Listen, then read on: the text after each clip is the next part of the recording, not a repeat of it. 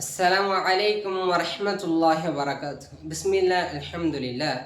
அன்பிற்கினிய எல்லாமல்ல அல்லாஹ்வின் நல்லடியார்களே, மனிதர்களில் சிலர் குடிப்பழக்கத்திற்கும் புகைப்பழக்கத்திற்கும் மற்ற தீய காரியங்களுக்கும் அடிமையாக இருப்பதை நாம் பார்க்கிறோம். அவர்கள் அதிலிருந்து முழுமையாக வெளியே வர வேண்டும் என்று நினைக்கிறார்கள்.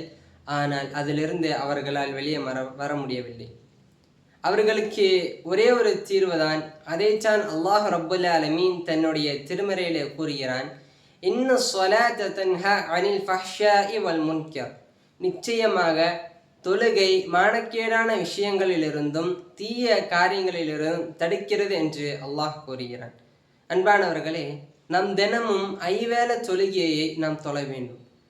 நாம் தினமும் தொழுதோம் என்று சொன்னால் அல்லாஹ் மானக்கேடான விஷயங்களிலிருந்தும் தீய காரியங்களிலிருந்தும் நம்மளை தடுக்கிறான் என்று அல்லாஹ் கூறுகிறான்.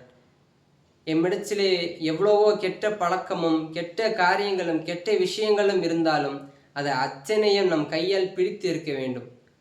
நாம் அதை கையால் பிடித்து நாம் தினமும் தொழ வேண்டும். அப்படி நாம் தினமும் தொழுதோம் என்று சொன்னால் எம்மிடத்திலிருந்து அந்த அனைத்து விஷயங்களும் படிப்படியாக குறைந்து விட்டு இறுதியாக எம்மிடத்திலிருந்து முழுமையாக சென்றுவிடும்.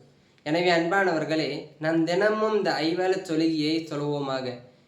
அப்படி ஐவேளை தொழுகையை தொழுதுவிட்டு அல்லாஹ்விடத்திலிருந்து மானக்கேடான விஷயங்களிலிருந்தும் கெட்ட காரியங்களிலிருந்தும் பாதுகாப்பு கேட்கக்கூடிய மக்களாக அல்லாஹ் ரஹ்மான் நம் அனைவரையும் ஆக்கி அருள் புரிவானாக. அஸ்ஸலாமு அலைக்கும் வரஹ்மத்துல்லாஹி வபரகாத்துஹு.